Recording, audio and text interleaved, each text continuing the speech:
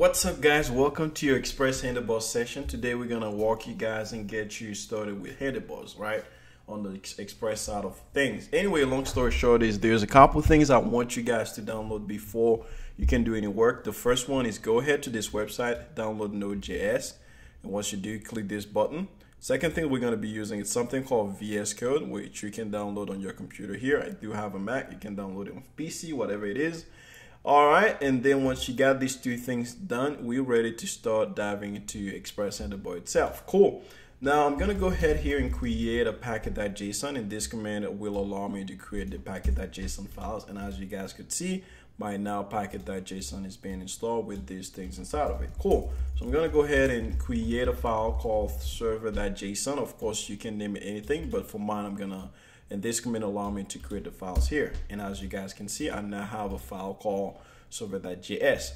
All right, to go ahead and do some work with Express Handlebar, I need a total of 2 packages. So I'm gonna go ahead and install the first one called Express, and then the first one called Express, and the second one called Express Handlebars itself. Now I'm gonna use the -S to save it as a dev dependency, which means I will now have a key here called dependency itself. Now be mindful, it's not dev dependency, it's dependency for the -S. Cool. Now that's gonna take a second for it to load. And ladies and gentlemen, my 2 packaging is now installed. And as you guys can see down here, I now have my key called dependencies with these 2 packages saved into my packet.json. Cool. All right, now let's go ahead and focus on our server.js, because this is where we're gonna be doing a lot of things. Before we do any Express Handlebar configuration, there's a couple things that we need to take care of. First thing first, it's start a Express server. So we're gonna go ahead and start a very Express server, store it into a variable called Express. We're gonna require Express here, and then we're gonna initialize an Express app.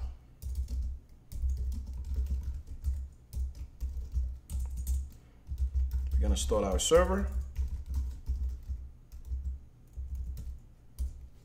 at the port 8080.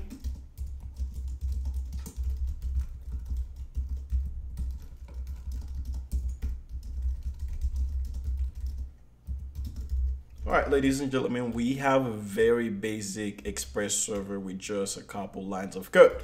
Now we're ready to start diving with Express Handlebar configuration on the server side. First things first, we're gonna go ahead and import this package. We're gonna store it as a variable called XPBS. It doesn't matter about what we call it, just gonna require it here. All right, so once our package is installed, we just need to do 2 things. And the first thing that we're gonna need to do is bring up that engine, and we're gonna set our engine to use the handlebar template engine. And then we're gonna use this function here, or AKA this variable, to invoke it as a function. And this is everything we need to do to get started for the engine side of work. And then the last thing that we need to do is we're gonna set the view engine to see, or AKA look for any files that is in with handlebars itself. And these are the 3 lines of code that we need to do on the server side to get handlebars started. Now there's one thing that we need, which is critical, and the name is very important. We need a folder called views, and inside this view, this is where all your handlebars template are going to be at. We're gonna create a template called index.handlebars. And be mindful that the file needs to be ended with that handlebar itself.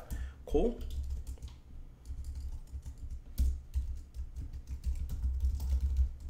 And there you go, ladies and gentlemen. We got something very basic, something that say hello world, or either welcome to my app. And there we go. We have a very basic thing. And now with the other thing that we need to do is we need to set up some route in order for us to be able to render our template itself. Now, if you don't know anything about routing Express, definitely check a whole video I did about routing. But we're gonna assume that you have some experience with routing. All right, so I'm gonna set up a routing on the home page.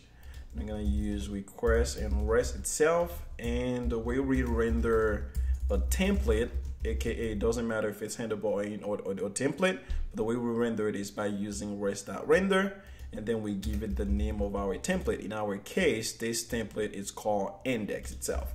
And that's everything that we need to get started. Let's see, we got our 3 lines of code. We got our file or the folder name called views.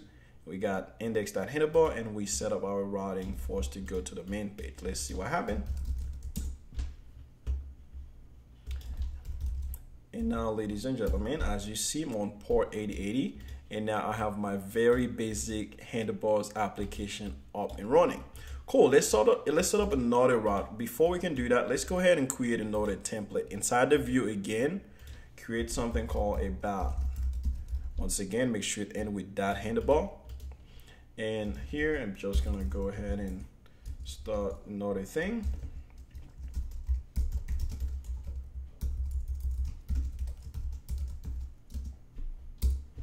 Cool. I have my about page, and on the server side, I'm gonna set up another route. I can just copy this, and here's my second route. Here, I'm gonna say, all right, when the user go to about, I'm gonna render the template. I'm gonna rest that render. Oh godly. Cool. And I'm gonna render the template name. In this case, it's about. So I'm gonna go ahead and render about here. Cool. And let's start our server, run it again. And now, of course, if I refresh it, I do have the home page. But now if I go over the about page, and I do have the second template engines. But this is great. This is fantastic. But there's one issue. As you guys can see, there is something that's redundant. I have to declare this head tag over and over again. And, you know, this head tag over and over and again. Well, with Express Handlebars, there is a better way that you can write this, that you don't have to repeat these lines of code, and you guys definitely gonna see that in the next video. See you guys shortly.